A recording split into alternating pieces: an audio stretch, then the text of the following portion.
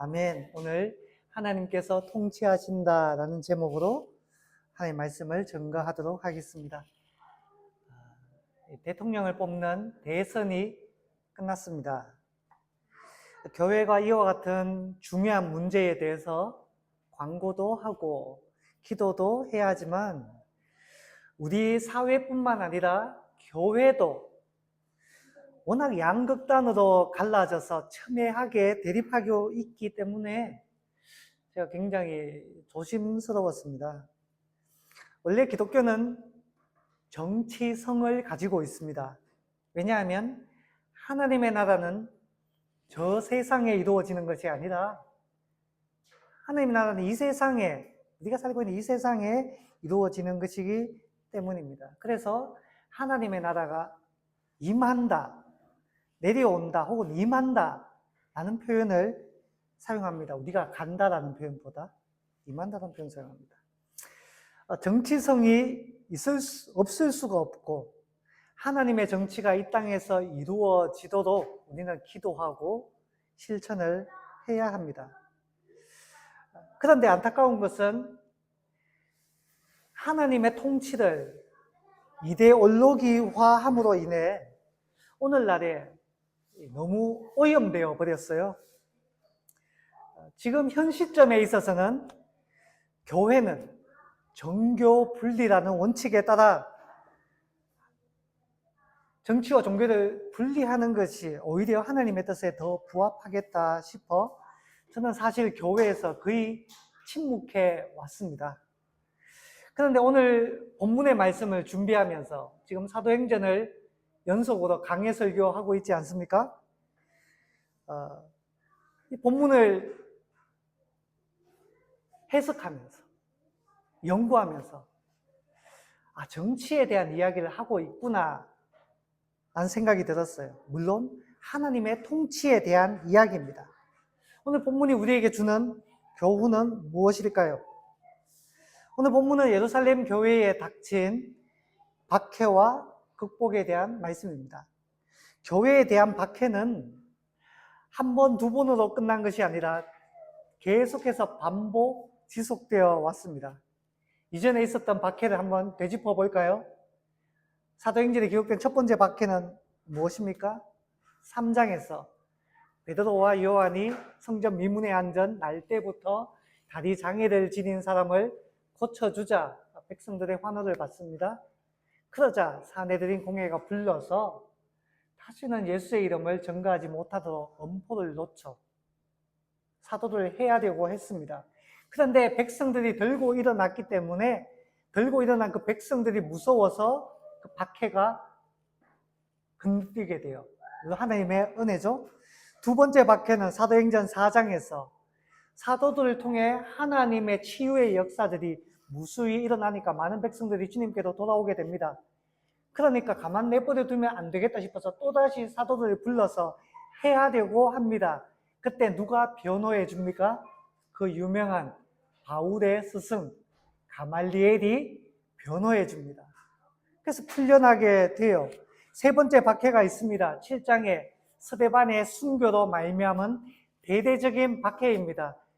예루살렘뿐만 아니라 그 박해가 유대 땅을 넘어서서 이방 다메섹 땅까지 번져가게 됩니다. 어마어마한 박해가 일어나게 되지요.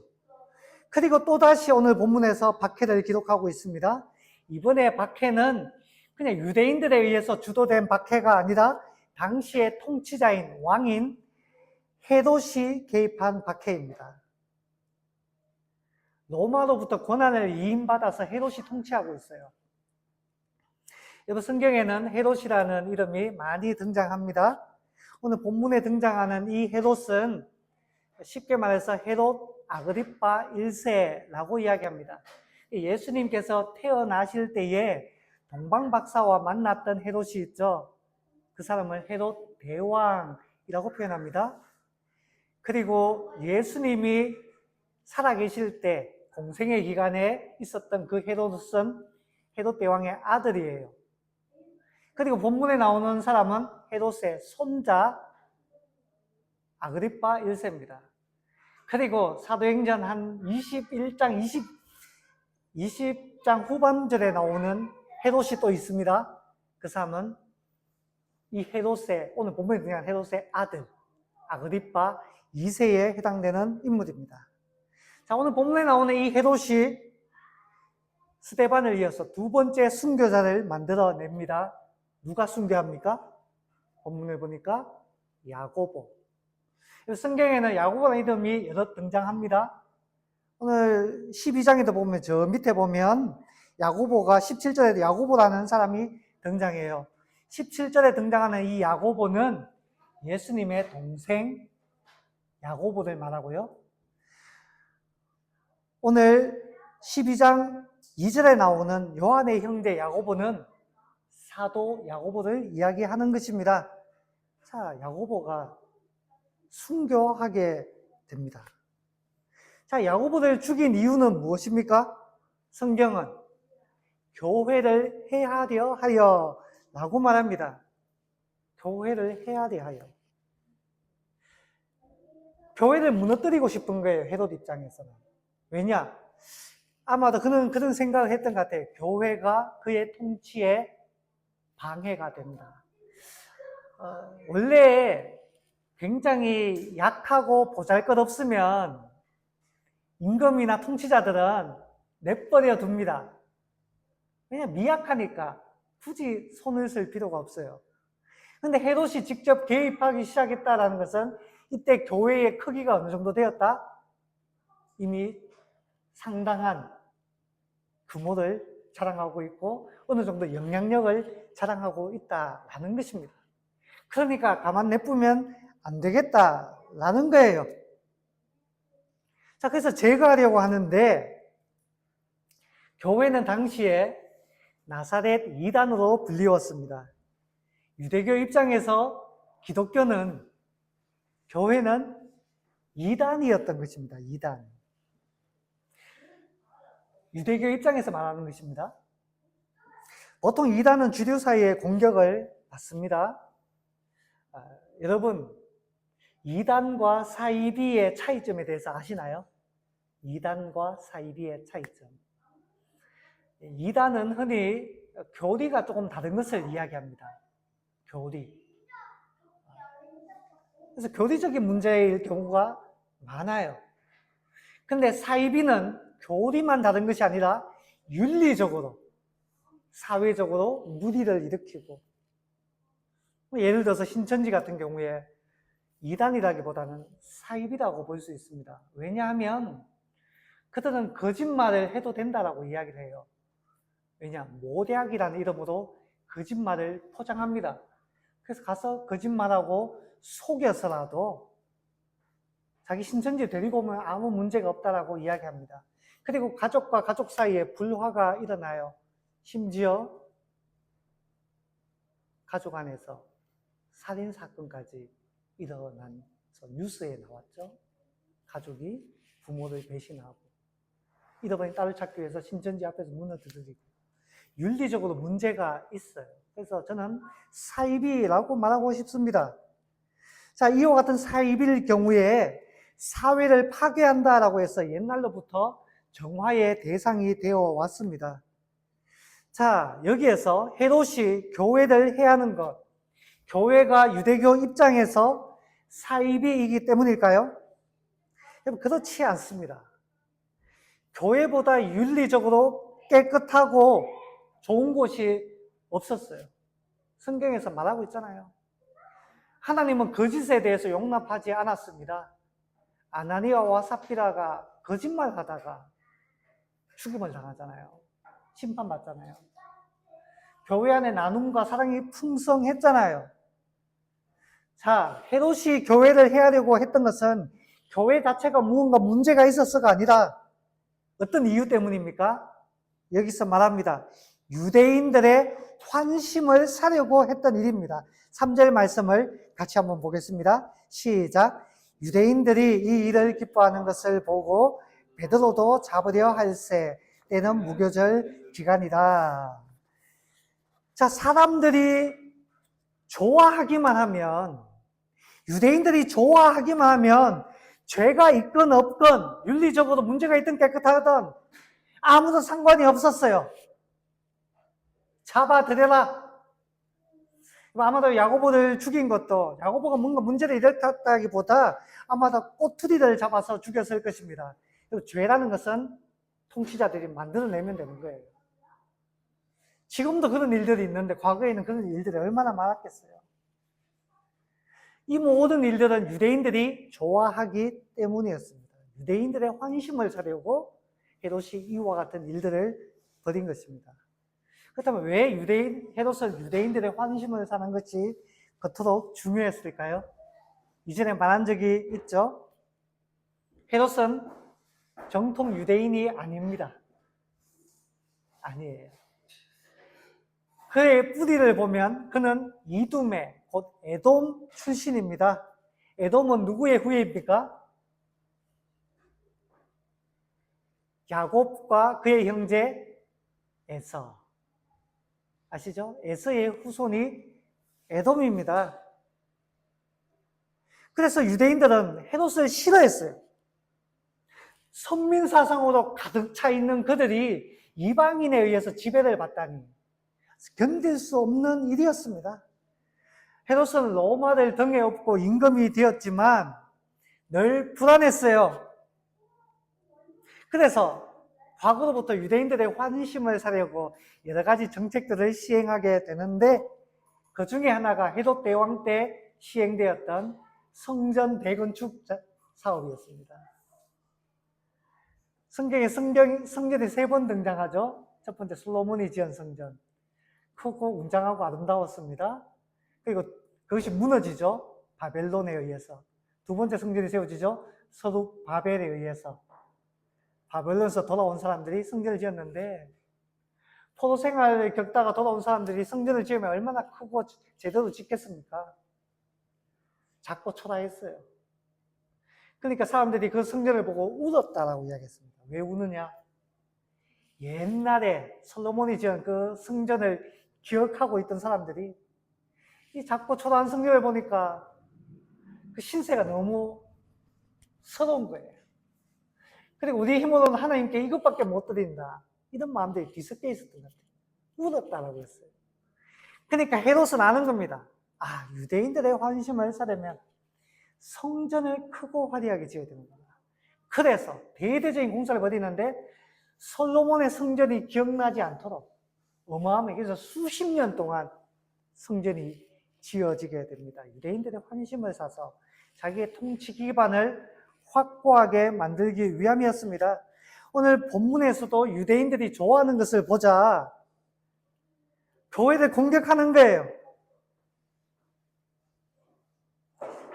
여러분, 유대인들의 입장에서 교회를 눈에 가시처럼 여겼는데 헤롯이 알아서 교회를 공격해 주니까 얼마나 유대인들이 좋아했겠어요.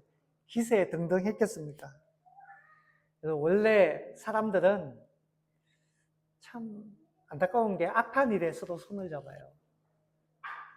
슬픈 일이죠. 예수님을 십자가에 못 박아 죽일 때에 원래 원수지간들이 있었어요. 바리새파, 대제사장을 비롯한 사두개파 원수였어요. 그리고 헤롯 당이 있어요. 헤롯 당, 헤롯을 지지한 당이죠. 셋 다 서로 원수처럼 여겼어요. 그런데 예수님 죽이는 일에 서로가 손을 잡습니다. 한 마음 한 뜻이 돼요. 여러분, 좋은 일에 한 마음이 되면 얼마나 좋을까요? 근데 인간의 죄성이 있어서 그런지 악한 일에 하나가 됩니다. 자, 이와 같은 일들이 벌어져요. 교회는 앞으로 어떻게 될까요? 헤롯이 개입하기 시작합니다. 자, 그래서 베드로가 잡혀왔습니다. 이제 다음날 사형이에요. 사형이에요. 자, 베드로가 순결 위기에 처하자 교회가 간절히 기도하기 시작했습니다. 야고보를 잃었는데 사도 베드로까지 잃을 수는 없다는 거예요. 기도하기 시작했습니다. 그리고 사형을 하루 앞둔 전날 밤에 하나님께서 일을 시작하시죠. 천사를 보내셔서 베드로를 구해내십니다. 그런데 여러분, 가만 생각해 보세요. 하나님께서 천사를 보내서 베드로를 구해냈다, 이렇게 짧게 한 문장만 딱 기록해도 되는데 이 성경을 보면 이게 상당히 긴 내용을 가지고 베드로가 구출받는 장면들을 꼼꼼하게 기록해 놓았습니다. 자, 어떤가 하면 베드로를 감시하기 위해서 군인 4명씩 4개의 패가 있었어요. 자, 16명이 감시하고 있었다라는 말입니다. 그리고 베드로가 쇠사슬에 묶여 있는데 2개의 쇠사슬, 손이 묶였는데 이쪽 손, 양손이 묶였어요.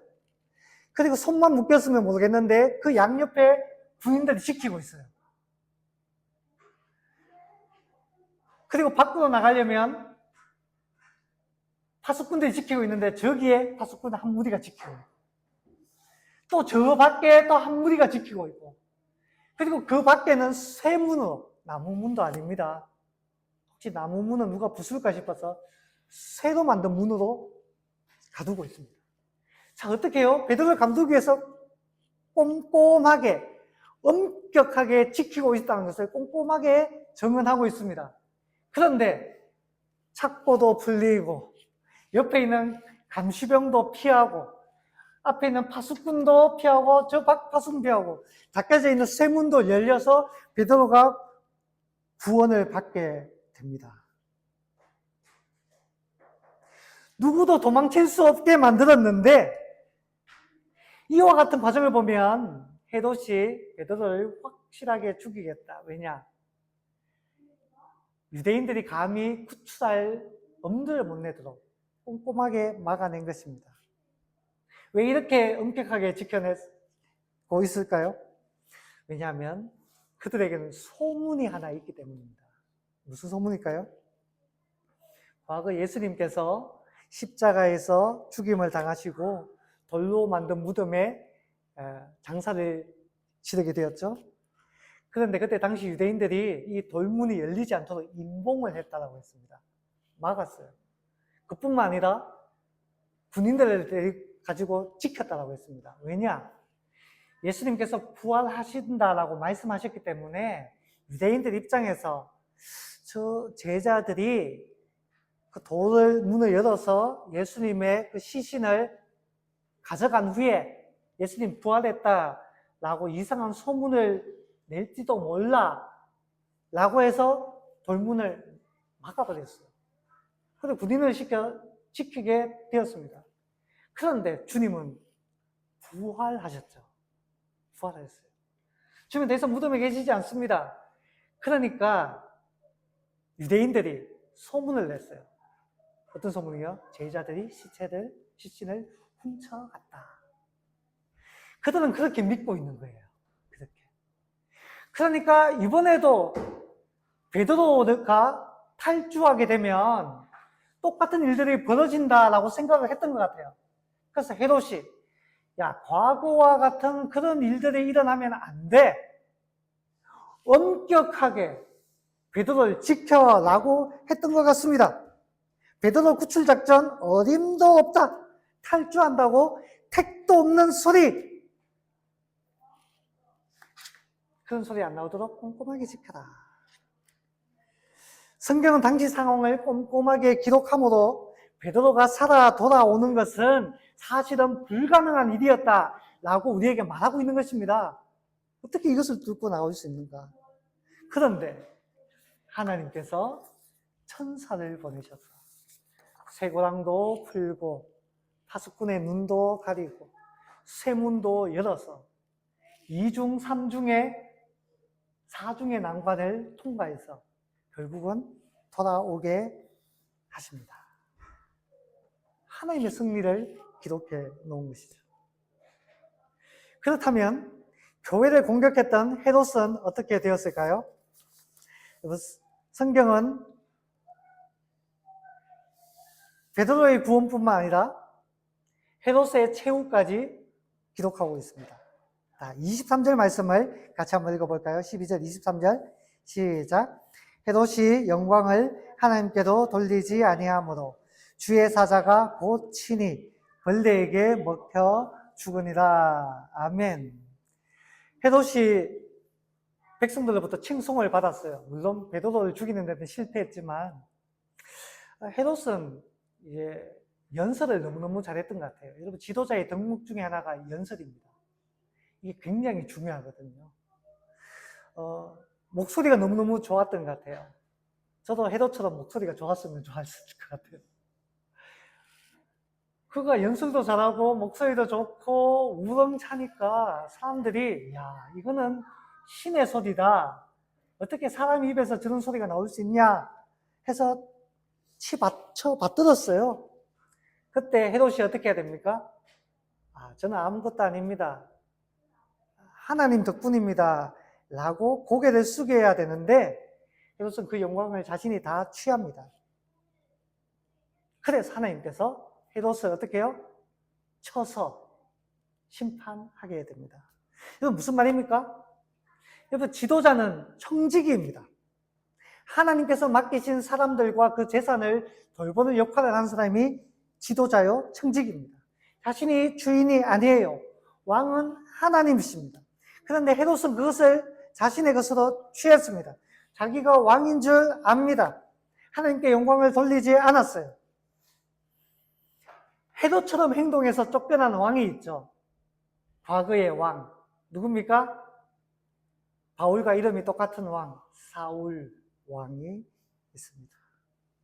그는 청지기임에도 불구하고 하나님께서 세우신 새로운 왕 다윗을 죽이려고 했습니다. 그래서 쫓겨나고 죽임을 당하잖아요. 헤롯도 마찬가지입니다. 자신이 이 세상의 통치자로 여겼어요. 하나님을 인정하지 않았어요. 결국 벌레에게 먹겨 죽습니다. 그리고 교회는 어떻게 되나요? 헤롯이 죽고 나서 교회는 더 흥왕하고 부흥했다라고 기록하고 있습니다. 여러분, 오늘 이 말씀이 우리에게 주는 교훈은 이것입니다. 하나님이 통치하신다라는 것입니다. 사람들이 이런 생각을 해요. 화려한 옷을 입은 사람이 거대한 화려한 왕궁에 살면서 수많은 군사를 부리는 헤롯이 왕인 것 같고 통치하는 것 같고 세상의 모든 권세를 가진 것처럼 보여도 아니라는 것입니다. 그런 사람은 청지기에 불과합니다. 하나님의 뜻에 어긋나면 쫓겨나는 거예요. 참된 왕은 하나님 한 분밖에 없다는 것입니다. 하나님은 교회에 그리고 크리스찬들에게 말씀하고 계시는 것입니다. 헤롯이 왕이 아니다. 헤롯이 통치하는 것이 아니다. 세상 권세가 임금 흉내를 내고 있지만 아니다. 내가 통치자다. 두려워하지 마라. 내가 왕이다. 라고 말씀하는 것입니다.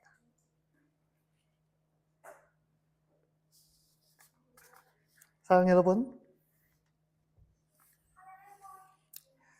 오늘날 한국교회를 생각해 봤습니다. 작금의 교회는 정치에 너무너무 매몰되어 있습니다. 이데올로기에 너무 사로잡혀 있어요. 그래서 그런 것 중에 하나가, 죄송합니다. 저는 그냥 여기서 말할게요. 저는 공산당 싫어합니다. 싫어요. 공산당 싫어합니다. 죄송합니다. 낙태도 저는 싫어해요.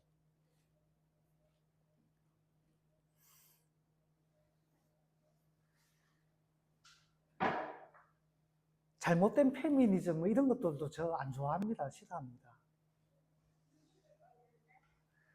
근데 저보고 좌파래요. 저보고 좌파랍니다.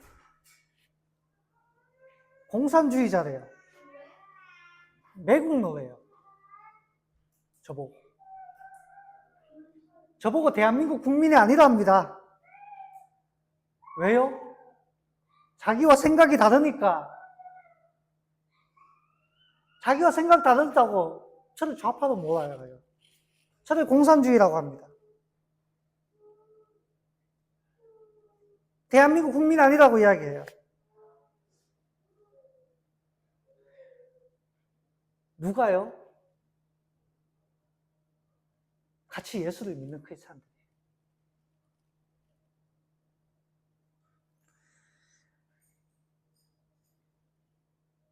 그런데 그런 분들이 교회를 지키기 위해서는 어쩔 수가 없어 라며 불의한 권력의 편에 섭니다.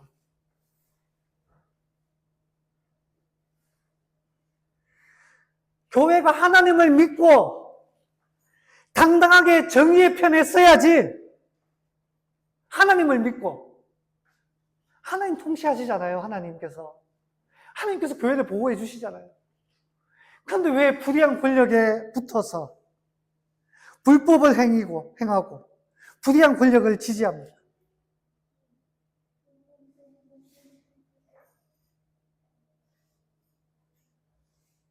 제가 서두에 정교 분리가 오늘날에 더 필요하다고 이야기했습니다. 부산에 유명한 어떤 목사님은 제가 슬퍼요. 교회에서 인정받는 분인데 그분이 주일 교회 설교 제목, 제가 그 사이트 들어가서 큰 교회입니다. 엄청 큰 교회예요. 설교 제목이 뭔지 아십니까? 몇 달 동안 똑같은 설교 제목이었어요. 000이 죽어야 대한민국이 산다. 얘가 죽어야 대한민국이 산다. 이런 제목의 설교를 몇 달 동안 계속 시행했습니다. 000이 누굽니까?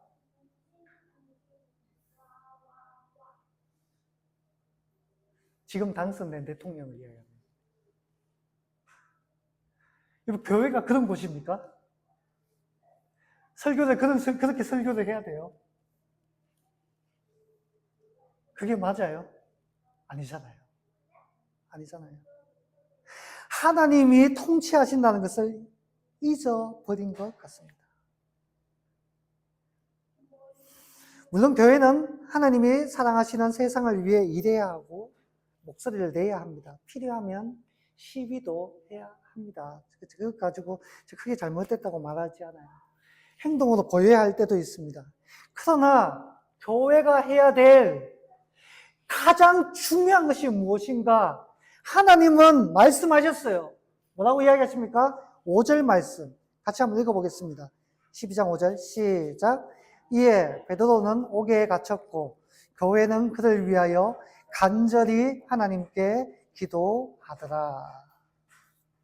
교회가 간절히 기도하니까 베드로가 구원받았다라고 말씀하고 있는 것입니다. 베드로가 탈주해서 돌아오자 이 사람들이 그때까지 기도하고 있었어요. 우리에게 무엇을 가르쳐 줍니까? 교회는 기도해야 된다라고 가르치고 있는 것입니다. 누구누구가 죽어야 산다. 밖에 나가서 시위하고 뭐하고 이런 것보다 교회는 기도해야 된다라고 말합니다. 여러분, 저는 기도 만능주의자는 아닙니다. 그러나 하나님의 통치와 구원을 바라는 우리의 가장 강력한 무기는 기도임에 틀림없습니다. 아니, 여러분, 오늘 본문에서는 우리에게 너무너무 명확하게 이야기를 하십니다. 진정한 통치자, 진정한 왕은 세상 권세가 아니다. 진정한 통치자는 하나님이시다 라고 우리에게 가르쳐줍니다.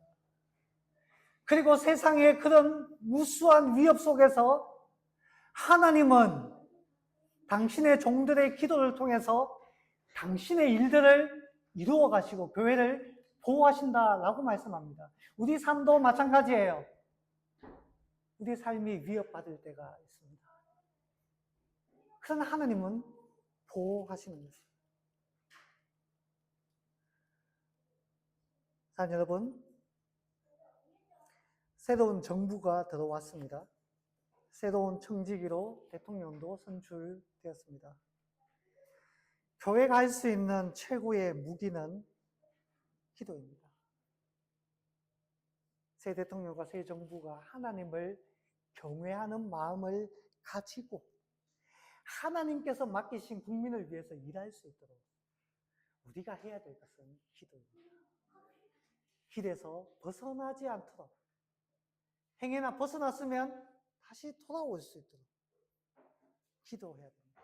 그리고 하나님께서 통치하시고 다스리신다는 것을 믿고 담대하게 복음의 일꾼으로 쓰임받는 예수와 이름 낼 수 있거든. 주님의 이름.